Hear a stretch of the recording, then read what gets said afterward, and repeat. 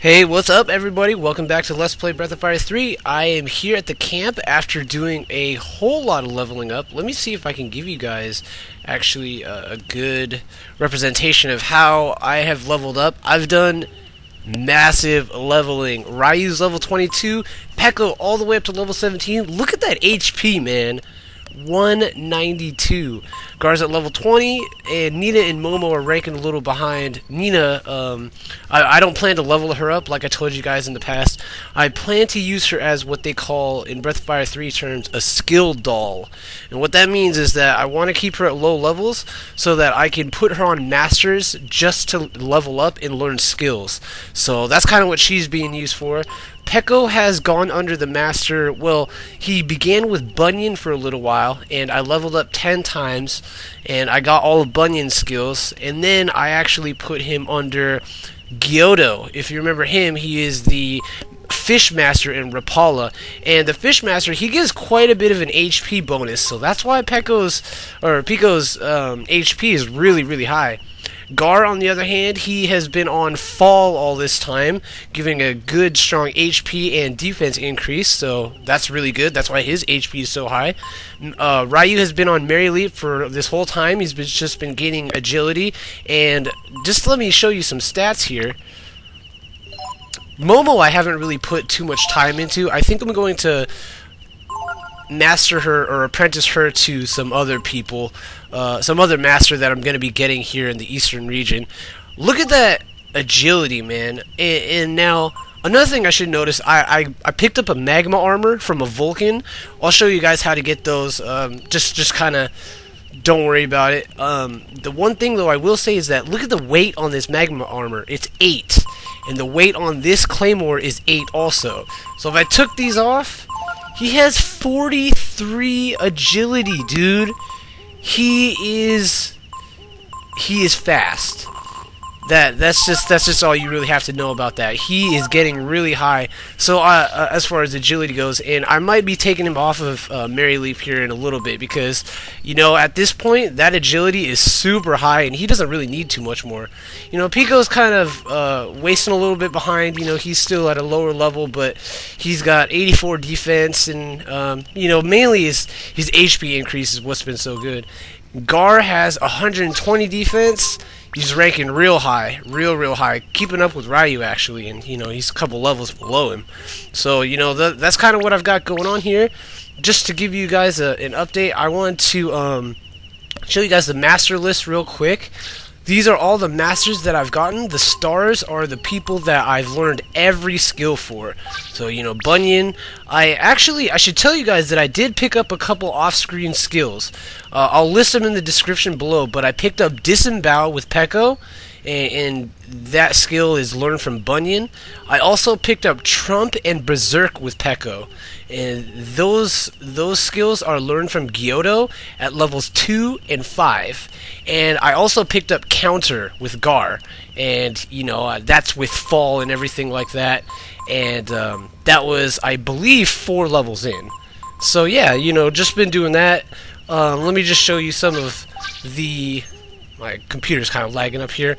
The power increase there from Fahl, HP plus 4, defense plus 3, agility minus 3, but the thing is, that's the big drawback to Fahl. You always want to put Fahl on a character that has a small amount of agility. Just don't even mess around with that. Giotto, on the other hand, he gives a lot of minuses. However, that HP plus 4 and AP plus 3 just seems to fit really well with Peco.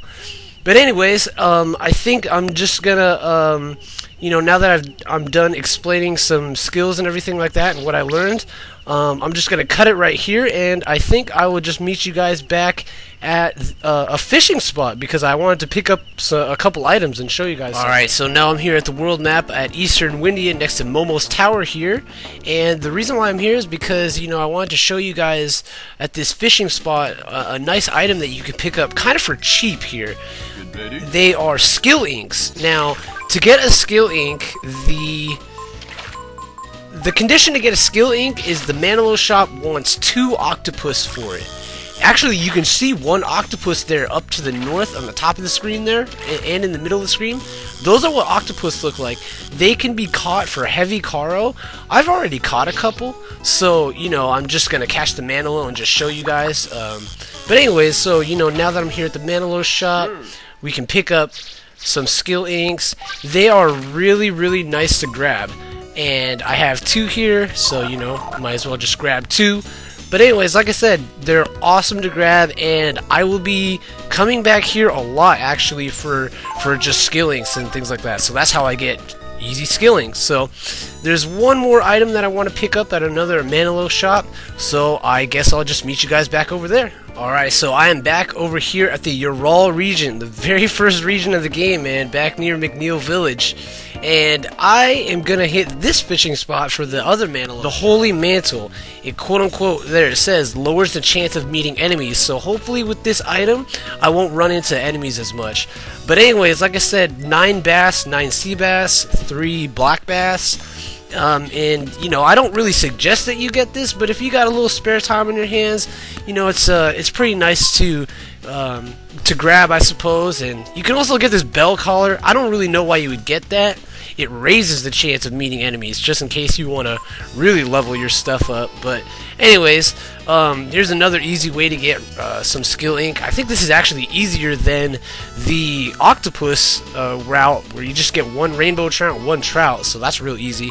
So you know what? I'm actually going to get a couple.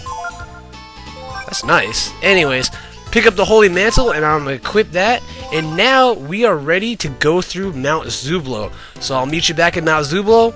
Let's get through it, man. Alright, so we're back here at Rapala region. Just entered Mount Zublo. And we're going to get through this cave now, finally. One thing I should mention, the party that I'm rolling around with is Ryu, Garr, and Peco. I haven't really shown Peco or any of his uses yet, so, you know, I figured that I'd throw him in this, you know, segment.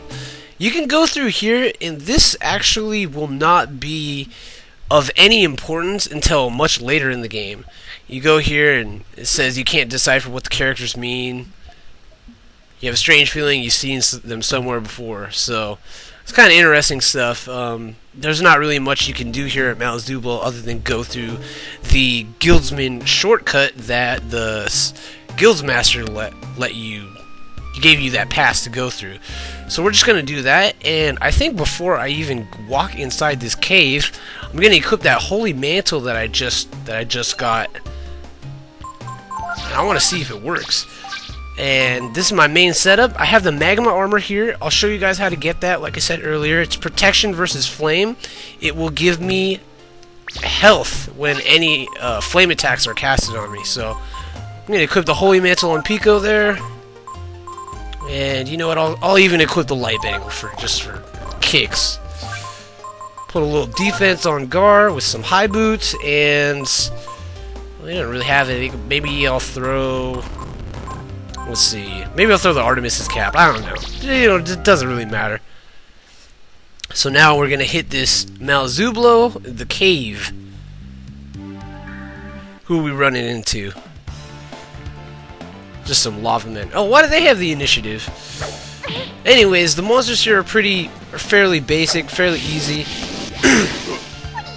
If you picked up the Frost Strike, you can really do well in this area. So just use the Frost Strike. A lot of you guys probably didn't get that from Patreon back in the Contest of Champions, but you know, if you don't have that, if you're using Nina, just use things like Ice Blast and things like that, just ice attacks against these flame monsters.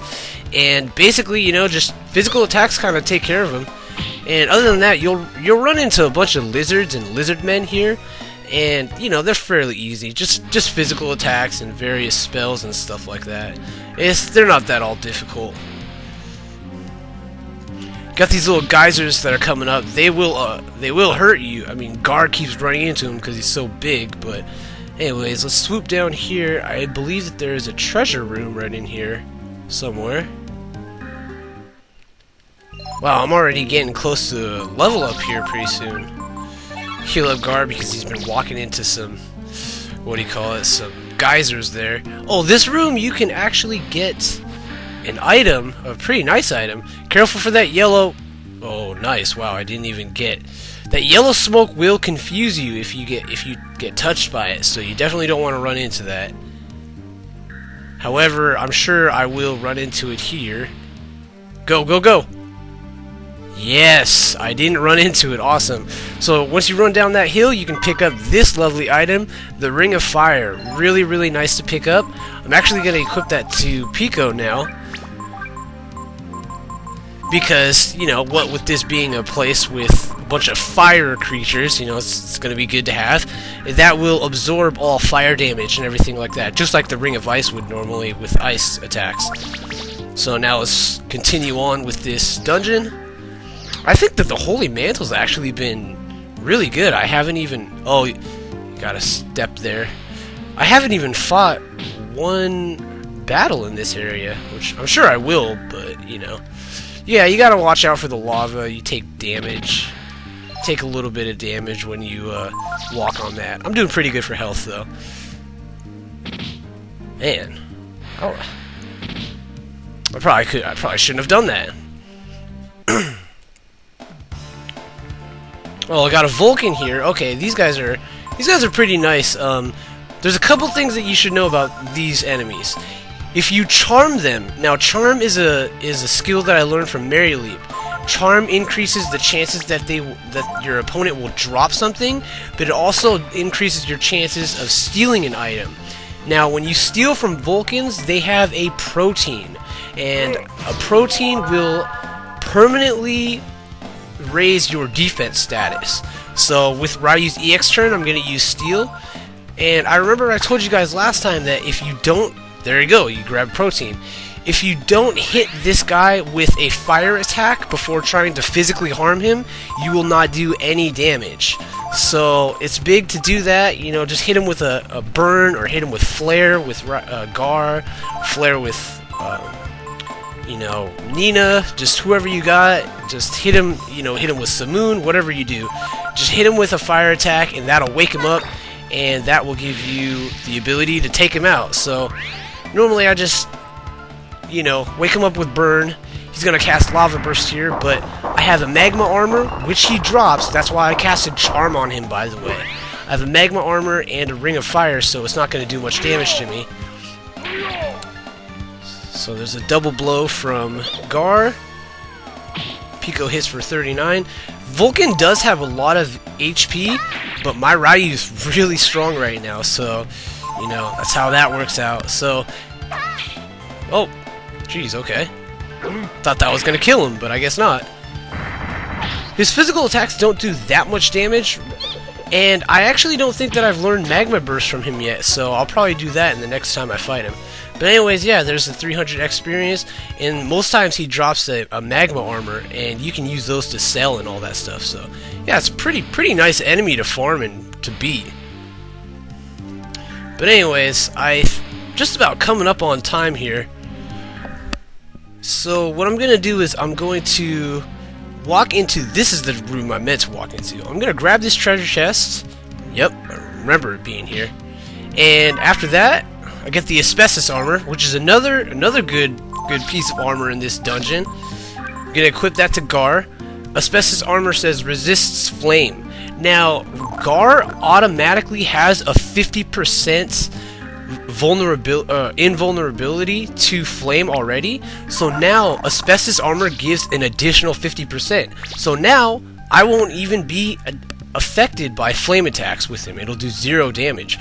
I also got Peco with the Ring of Fire, so it's going to heal him, and Ryu with the Magma Armor, so all flame attacks on my party should be healing me or not doing any damage. So anyways, that's a nice item to pick up, and I think next time we're going to be getting out of this dungeon, man. So, you know, thanks a lot for watching, guys, and I hope you found this interesting. Yeah, see you guys next time.